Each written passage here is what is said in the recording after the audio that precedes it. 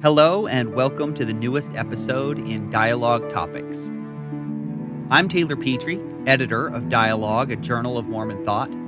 This season, we're talking about the history of LDS scholarship on specific themes, exploring a topic in depth, and to consider how dialogue has been a forum for these important issues since its founding. We'll also bring you up to date on these topics with our more recent issues to discuss some of the current trends.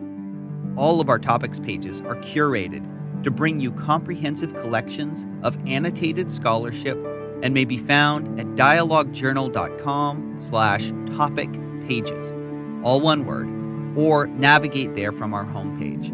There, you'll find amazing resources and research on tons of issues.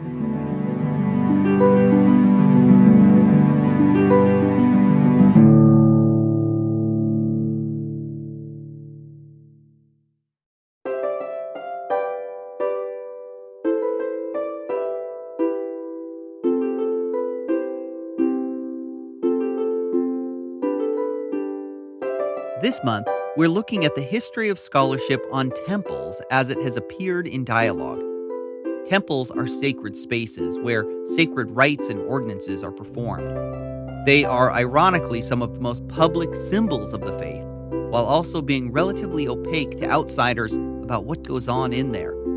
And there's often been a taboo about talking about some of the rites, in part because there is a covenant not to reveal them. However, recently, there's been a lot more transparency and even various aspects of the endowment revealed to the public while still withholding the key words and symbols.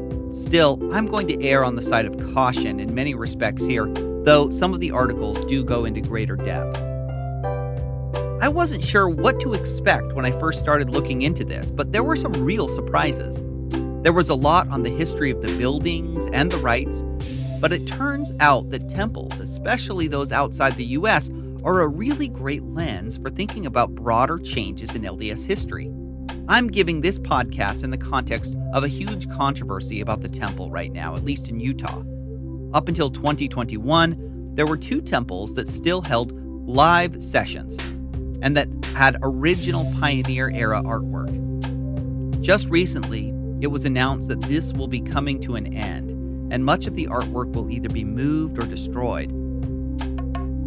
There are still new developments, and the issue is being hotly debated, but I hope that this episode can shed a little light on what's at stake in these issues.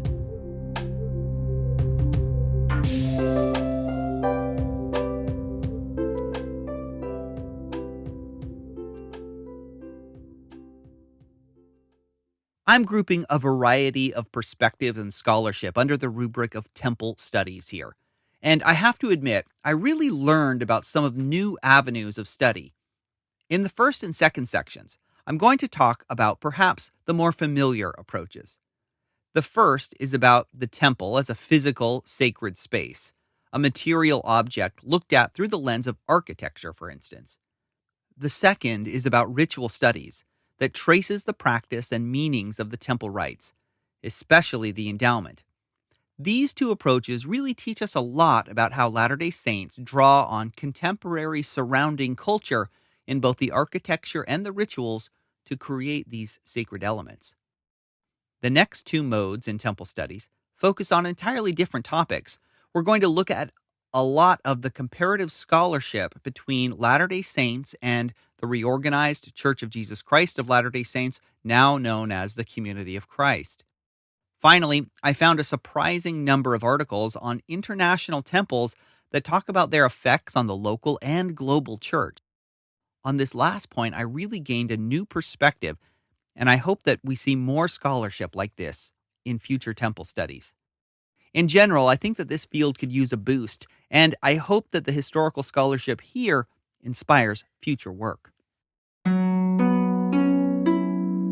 Act 1. Temple buildings and their meanings. I want to start with a 1968 article, a brief piece really, on, quote, Temple as Symbol by architect Donald Bergsma. It's part of a roundtable discussion on the state of LDS architecture at the time. I should also note that the 1964 World's Fair in New York City included a replica of the facade of the Salt Lake Temple, as well as the first display of the Christus statue. So Latter-day Saints are thinking a lot about branding, iconography, and symbols of the faith in this period. And Mormon architecture is going in a new direction. After reflecting on the importance of the temple as a symbol of LDS belief, Bergsma wrote, quote, "What, then, can be said of the proposed design for the new temples soon to be built in Ogden and Provo?" A photograph of one of them, taken from the local newspaper when circulated to young architects with the caption removed, was identified as almost every type of building other than a religious structure. Only one individual properly identified the building, and he sarcastically suggested it could be a Mormon structure of some kind. This is a sad commentary on contemporary Mormon architecture. As a symbol, the new temples will tell a story quite different from that of the edifice on Temple Square.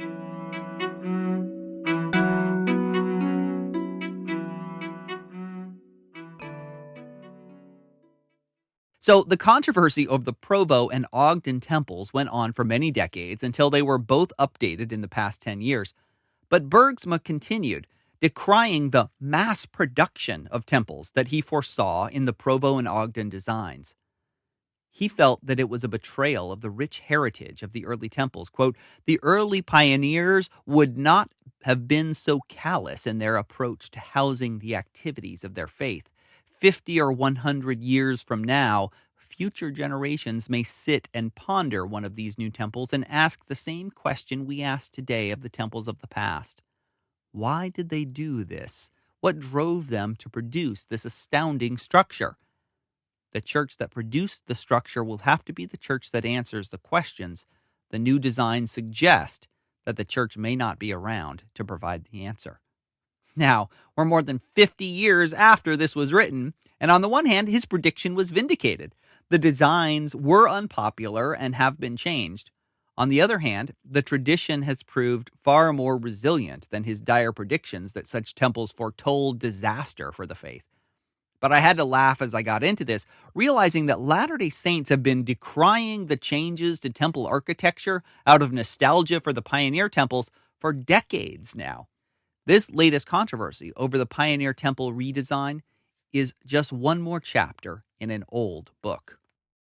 The next important piece is Paul Anderson's The Early 20th Century Temples in spring 1981. Paul just passed away about a year ago, but was one of the foremost authorities on temples and worked directly on temple architecture and preservation for years. In this early article, he walks through the significance of the symbolism of the new direction that the temple building took in the 1900s. He starts off by laying out a bit of the history of the Salt Lake Temple. It was a mixture of styles because its building took so long, with the interiors from the 1880s and 1890s Victorian fashions. Did you know that the original design had wooden spires with weather vanes like New England churches? Later, they were changed to the stone spires. The gold leaf angel Moroni was on the model of the Greco-Roman statues on top of public buildings. It was an amalgamation of styles and design from the culture. This article walks through lots of distinctive 19th century architecture, which was really quite experimental, adopting classical, Russian onion, Tudor, Tuscan, and Spanish styles in Mormon communities in Utah. Then he discusses the new confidence that LDS leaders had in the early 20th century, as they were finally able to operate with some stability after the era of polygamy. They decided to take on a new temple project in Alberta and asked for anonymized submissions from LDS architects. The change in architecture for the new temple reflected the changes in the church itself. It was more modern, more connected to the world. They also wanted something that was more economical and easier to build than Salt Lake, Manti, Logan, and so on. The winning design was similar to that of Frank Lloyd Wright and pre-Columbian ruins, and it was a daringly modern one. No spire, boxy, in direct contrast to the temples that had come before. Hiram Pope and Harold Burton were the winning designers, and they were very young. Pope and Burton then designed the Laie Hawaii Temple as well, which leaned even harder into the Mayan pre-Columbian style. They continued to have creative success as architects for long afterward. Their connection to Frank Lloyd Wright's style perhaps signaled their overall popularity. More than 20 chapels and tabernacles were then modeled on that modern design from Portland to Brooklyn. Anderson wrote, "Although the style was not wholly original, these Mormon structures surely constituted one of the most remarkable collections of early modern buildings anywhere." These temples, Anderson wrote, remain today some of the most precious pieces of our cultural heritage. They should also serve as an inspiration and a challenge for Mormon artists and architects of our generation as they strive to give expression to their faith.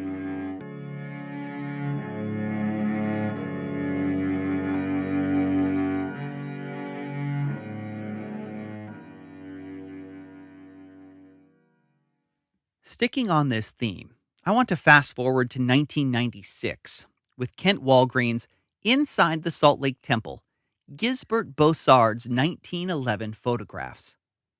This tells the remarkable story of a 21-year-old disgruntled German convert who photographed the interior of the temple in an elaborate act of revenge and tried selling the negatives. The church responded in part by developing their own photographs of the interior to distribute in Talmage's pamphlet, The House of the Lord. But Bossard's photographs stand as the earliest known images of the interior of any LDS temple. They'd been lost, but were discovered in December 1993.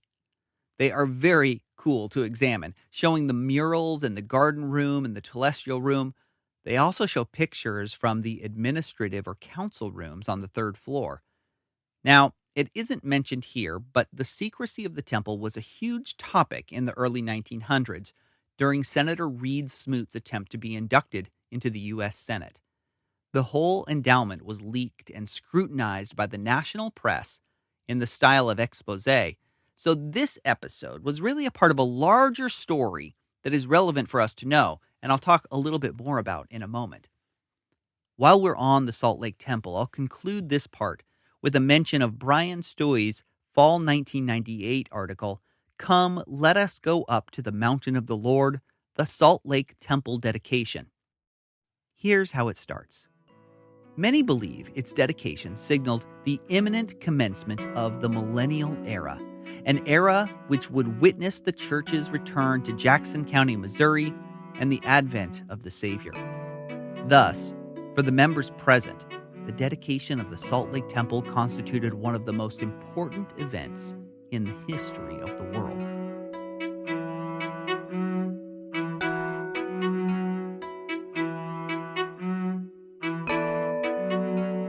Through the use of the diaries of Wilford Woodruff, this article walks through various visions, revelations, exchanges, and interpretations that led to the dedication and to its immediate aftermath.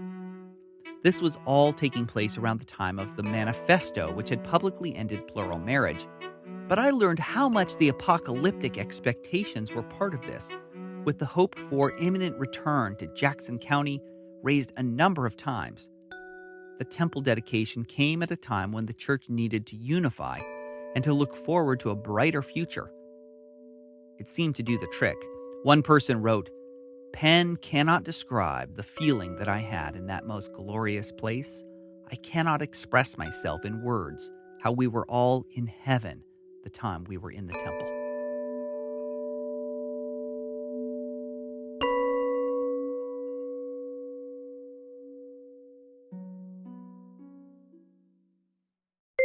This is Linda Hoffman-Kimball of the Dialogue Foundation Board. This is Aaron Brown. I am Chris Kimball. My name is Dalen Amasimaku, board member of the Dialogue Foundation. For nearly 2 centuries, the Mormon tradition has produced a proud corpus of thought and culture. For the last 50 years, Dialogue, a Journal of Mormon Thought, has been the primary repository for the best of that tradition. As individuals have attempted to find new ways to be both Mormon and modern, Dialogue has provided the arena in which these conversations could take place. Dialogue's board of directors has made the decision to make all of the journal's content free the moment it is published. While we are fortunate to be in the position to make this transition, We are asking for your help so we can continue to do so for the next 50 years. Traditional readers can still subscribe to our quarterly print journal, but we also have a new donation model that allows readers to pledge a particular amount per month to support Dialogue's mission. Go to dialoguejournal.com/subscribe to pass along the gift of Dialogue's deep, thoughtful analysis to a new generation of readers. Thank you. Thank you. Thank you. Thank you.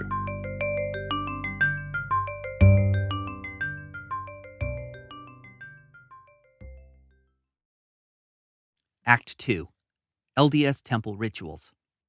Just as the photographs in 1911 prompted the church to make things a little more public, something similar happened in the 1980s.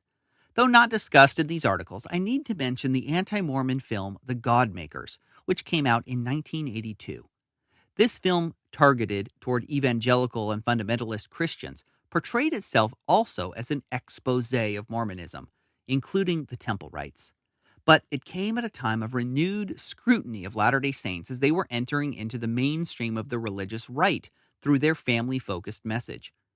Like in the early 1900s with Reed Smoot, the temple's supposed secrecy, weirdness, and possible danger helped to otherize Mormons to a broader America. But Latter-day Saints are also bringing more sophisticated analysis to these rites. The historical focus tended to take a new direction, marked by the 1987 article of David John Berger's classic, The Development of the Mormon Temple Endowment Ceremony. This is one that tackles one of the most sacred rites in the church and does what no one had ever really been able to do up until that point: talk about the history of its development. Starting with Joseph Smith and going through Brigham Young and then the early 20th century up to the introduction of the audio-visual technology for the ritual, this article gives amazing historical perspective on how and why the ritual changed. This article guards the names, tokens, and covenants, but lays out the development of the rites themselves. Here, it is worth alerting readers to a split among Latter-day Saint thinkers between those who seek to locate the temple rites in modern context and those who seek to represent it as a restoration of an ancient set of practices. In a way, these debates follow similar patterns as those around the Book of Mormon, but the stakes are a little different. Smith never actually explicitly talked about the true sources of the ritual. In any case, Berger is on the modernist side of this debate. Berger begins in Kirtland when Joseph Smith first began to talk about an endowment. But what was he talking about? It was quite different from what would later develop. There, in the Kirtland Temple, they practiced washings and anointings and then sealed them to salvation. He later introduced the washing of feet that also had a bread and wine component. These were for men only. In Nauvoo, there are some of the most important developments as Smith comes into closer contact with Freemasonry. Smith introduced new endowment practices in the upper room of his store in Nauvoo, which now included instructional material, drawn especially from the Book of Moses and Abraham. It's interesting going back to the 1980s when the claim that Freemasonry influenced the temple rites was then controversial.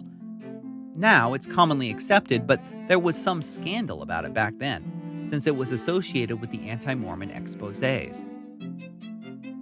Today, it's one of those specialized subfields of Joseph Smith and early Mormonism with lots of esoteric sources to master. In any case, this is one of the early analyses of the connection. The introduction of tokens, signs, penalties, and the prayer circle seem clear influences. Later, in the Nauvoo period, celestial marriage or plural marriage was introduced, as well as another practice called the second anointing. This remains a controversial practice to discuss and got Berger in a bit of trouble here, but you can read all about it.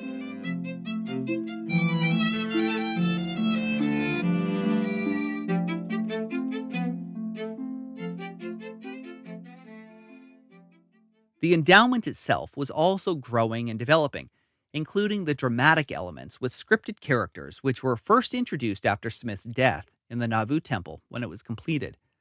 There were all sorts of interesting things about these, which often took place over more than one day, and included things like all participants eating raisins as the forbidden fruit, a lengthy lecture at the veil, wearing crowns after passing through the veil, and some interesting practices for the actors. In 19th century Utah, the rites went through further development. Most significant were endowments for the dead and a revised lecture at the Veil that included the Adam God doctrine. From 1900 to 1930, there were further changes. The rites became the subject of U.S. government concern during the seating of Senator Smoot, and it turned out that some of the oaths in the ceremony were not that great, something about avenging the blood of the prophets. These became the subject of national news reports. It was downplayed and then later eliminated. But these changes were controversial, with some senior leaders rebelling to keep them going. The ceremony was also standardized during this period, since there were variations in the different temples. Garment styles were also altered from the one piece that went to the wrists and ankles that had snipped markings to something that looks closer to what it looks like today. But the changes in the garment were also controversial, with some objecting to the change. The word of wisdom also became a requirement for the temple attendants at this time, and kissing over the altar for vicarious sealings was eliminated. From 1931 to 1987, when this article was published, there was yet another phase where technology was introduced. Most importantly, this happened with the Swiss temple, the first in Europe, that used video and audio instead of actors to accommodate the multiple languages. It was very simple at first, but has been updated regularly since with new actors, scenes, and so on. The ceremony was also edited to be a regular time. Temple work also began to take on increasing importance in the church in the 1970s and 1980s, with new temples and more emphasis on the importance of regular attendance. Since 1987, the Temple Endowment has gone through at least 2 major revisions, most recently in 2018. I'm not going to go over them all here, but there are lots of other articles on Mormonism and Freemasonry in the pages of Dialogue that dig into this a bit more. On this same theme is Armand Moss's 1987 article in the same issue as Berger's, this one titled Culture, Charisma, and Change, Reflections on Mormon Temple Worship. Moss's article is less research than analysis, pointing out the problems and paradoxes of secrecy, responding to and building on Berger in some ways. He notes, quote, "There is no real reason that even devout church members could not talk more about the temple ceremonies than they do, and appropriate discretion about time and place, since the oaths of secrecy attach only to the new names, signs, tokens, and penalties. Indeed, more open talk about the temple would not only facilitate understanding among both Mormons and non-Mormons in certain historical and scholarly respects, but would also infinitely improve the preparedness of initiates, almost all of whom now enter the temple with only the vaguest idea of what to expect or of the obligations that they will be asked to assume." Moss's article turned out to be anticipatory of the direction that recent church leaders have gone. But the real payoff in this article is Moss's sociological analysis of temples. He looks to it as having a social function, as a rite of passage, and a feature of group bonding, status differentiation within the group, giving an occupational purpose to the elderly, including preparation for death, and so on. He also reflects on the problem of the relationship between the endowment and Masonry, talking about the theological meanings and cautions about such assumptions about interrelationships. Quote, "To discover that our current medium contains Masonic elements should be no more disturbing than the Disney elements of its films, or the non-Mormon artistic traditions and motifs which appear in the murals of the older temples, or that the meeting rooms in the temples look like those of chapels, strongly resembling those found in many Protestant churches, with a pulpit or altar, seats or pews, in rows, etc., or that the hymns sung in LDS sacrament meetings are borrowed in form, if not always in content, from the Protestant tradition. The list could continue, for Mormonism has always been and always will be given expression primarily in forms and idioms familiar to its converts and adherents." So then, Moss seeks to explain the changes to the rituals that Berger noted by means of the changing circumstances of the tradition itself. He does so by noting that the charismatic elements of an early religious tradition are tamed over time through standardization and routinization, and he speculates on future changes. including reforming the ethnocentrism of the ritual as it was performed back then. In 1994, Edward Ashman adds another chapter to the discussion of the endowment in The LDS Temple Ceremony, Historical Origins, and Religious Value. This article appears not long after yet another major revision to the endowment ceremony, which occurred in April 1990, and the fact of the changes are alluded to. But the main point here is that Ashman examines the claim that the LDS Temple ceremony is a restoration of ancient religious practice, an ideal popularized in some circles, and the growing historical connections with modern Masonic ritual. Does its value depend on its claim to antiquity, in the same way that some would say about the Book of Mormon or the Church's structure or teachings? This article provides a good overview of the debate between the ancient and modern temple perspectives, much of the terms of which have not significantly changed since then. Ashman, to be sure, is on the side of the modern temple and makes a case based on the history of Joseph Smith's encounter with Freemasonry in Nauvoo. But the second half of this article, on the religious value of the temple ordinance, begins with a discussion of the recent changes. For Ashman, the changes to the ceremony are further evidence of the modern temple thesis. But the issue of the proper contextualization of the endowment, its variety of interpretations, and the trajectory of its historical development right up until the past few years is a great case study for LDS ritual meaning and social adaptation.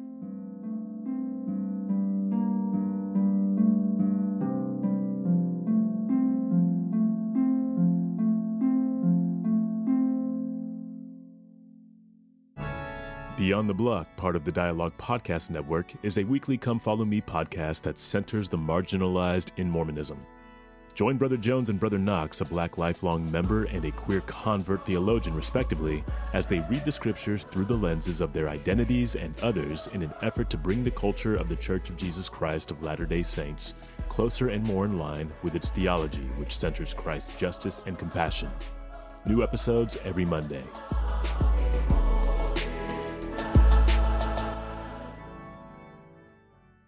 Dialogue Podcast Network. Act 3. The Temple in Multiple Mormonisms. While we're on rituals, in the summer of 1990, Dialogue has a couple of great articles on baptisms for the dead, another ordinance performed in the temple. This too traces its origin to the Nauvoo period prior to the completion of the Nauvoo Temple, and the article goes back to the origins and traces out the development in the LDS and RLDS, later Church of Christ, traditions. Roger Launius writes, An ambivalent rejection, baptism for the dead, and the reorganized church experience. While the RLDS tradition did practice baptism for the dead at times, it came to reject baptisms for the dead in the modern period. This is a great historical overview, and it's written in the context of the construction of the RLDS Temple in Independence, Missouri, which did not include a font for such baptisms and marked the final end of the practice that had already been in disfavor with the church. In contrast, M. Guy Bishop's article, What Has Become of Our Fathers, Baptism for the Dead at Nauvoo, discusses the development of baptisms for the dead doctrine in Joseph Smith's theology and ritual practice. It also provides tables and summaries of how the early practice worked. For anyone who wants to review the history of this doctrine, this is an essential article. Added to this, Grant Underwood wrote in the same issue, Baptism for the Dead, Comparing RLDS and LDS Perspectives, which compares the two previous articles. How did we go from the same beginnings in one tradition to having one tradition accept the doctrine and the other reject it? Another article that I want to highlight in this vein is Richard A. Brown's The Temple in Zion, a Reorganized Perspective on a Latter-day Saint Institution, which appears in the spring 1991 issue. Remember that the RLDS Temple in Independence is being constructed during this period, so there's a lot of intentional comparative analysis. And Latter-day Saints were surprised that the RLDS Temple didn't have baptisms or endowments or other special rites. This article lays out the RLDS theology of the temple.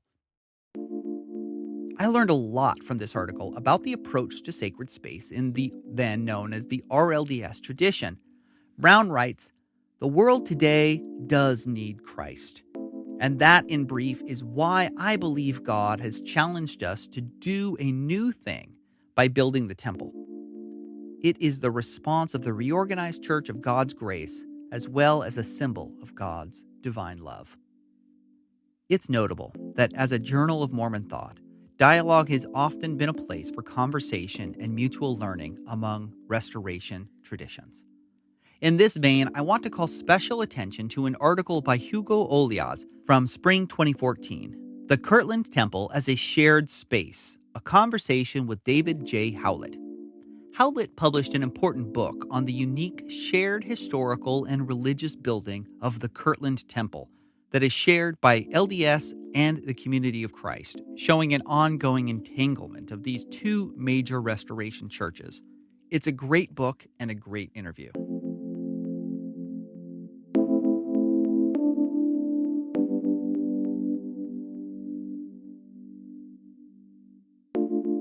Act 4. International Temples. In this final section, I want to talk about one of the other major themes in the scholarship on temples. This is about the role of the International LDS Temple. To be honest, I was a bit surprised not only that there were a number of articles on this topic, but just how interesting this scholarship has been. We've already discussed the role of audiovisual technology in the Swiss temple and how that transformed temples around the world. But here we see that one of the most important articles in this category is Mark Grover's 1990 article, "The Mormon Priesthood Revelation and the Sao Paulo, Brazil Temple." I discussed this article in the episode on race, but I want to raise it again in this context from a temple studies lens. We see the role that temples play in changing local and global conditions in the church. In this case, Grover lays out the evidence for the Brazil hypothesis that the 1978 revelation on race, the priesthood, and the temple was prompted by the racial conditions in Brazil more than the domestic U.S. civil rights controversies. This international perspective decenters the U.S. as the impetus for LDS development. Along these lines, the 1994 article, "The Freiburg Temple, An Unexpected Legacy of a Communist State and a Faithful People," by Raymond M. Kuna, provides another look at the international LDS temple history of social change. This was the only temple built behind the Iron Curtain, the literal and figurative wall that separated communist and democratic countries in the world during the Cold War. Its open house in East Germany was a major attraction. An American church building was quite the novelty. The article is based on interviews with key players in bringing the whole thing about. There had been many endowed members in East Germany who had been able to travel to the Swiss temple until 1957, but for 25 years they'd been cut off. It was actually the East German government that proposed the idea of building the temple so that Latter-day Saints wouldn't have to travel to Switzerland. It's a fascinating account of patience and personal relationships that helped make the whole thing possible. This was quite a feat given the strong anti-communist teachings of several senior LDS leaders, especially Ezra Taft Benson, who became President Benson just a short while afterward. It was commonly believed that Benson opposed the temple there. There was also an expectation that it would be desecrated at some point, so the temple was built cheaply. Read this article for tons of fascinating insights into this strange historical moment. In 2003, we get Kim B. Ostman, "The Other in the Limelight, One Perspective on the Publicity Surrounding the New LDS Temple in Finland." This article is a comment on the templeization of Mormonism that took off in the 1990s under President Gordon B. Hinckley. So this article looks at the issue of the publicity of the temple open houses in this context in Helsinki. Ostman looked at the media reports about the temple over a 5-year period from the announcement to the completion of the temple. The foreign otherness of Mormonism was a major theme, and the research noted that the temple reduced or alleviated that perception somewhat. Walter van Beek, "The Temple and the Sacred, Dutch Temple Experiences" from 2012, looks at another Northern European experience. This is a fascinating article. Did you know that Dutch temple attendance actually dropped after the temple was built there? It was also considered to be a burden by the local members to staff it. There's some really fascinating analysis here about how changing the place of a temple changes how one experiences it.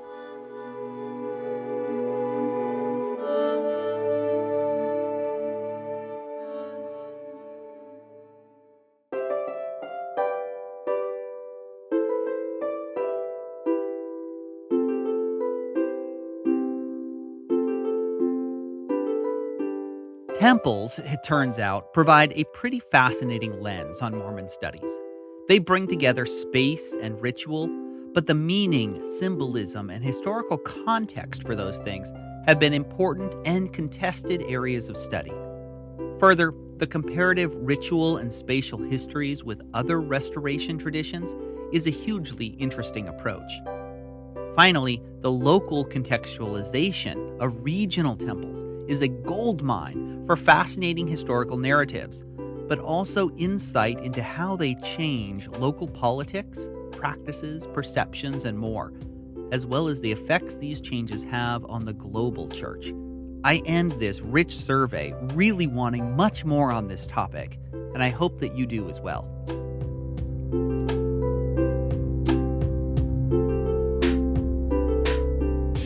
Thank you for taking this journey with me and for taking the journey through Dialogue Journal, and for all your support. If you want to subscribe or donate to Dialogue, you can do so at dialoguejournal.com/subscribe. This episode was written by me, with editing and music by Daniel Foster Smith. Our content manager is Emily Jensen. Our social media managers are Adam McLean and Calvin Burke. The Dialogue Journal podcast is produced by the Dialogue Foundation, a registered 501c3, with support from Mary Thieves. This show is part of the Dialogue Podcast Network, a collective of independent, interesting podcasts who promote thoughtful, respectful, and engaging inquiry and discussion of all aspects of the LDS tradition, thought, arts, and culture, like Holy Human, WHOLY, that's Holy Human, Disability and Neurodiversity at the Pulpit, one of the newest members of the network. Check out all the shows at dialoguejournal.com/podcast network.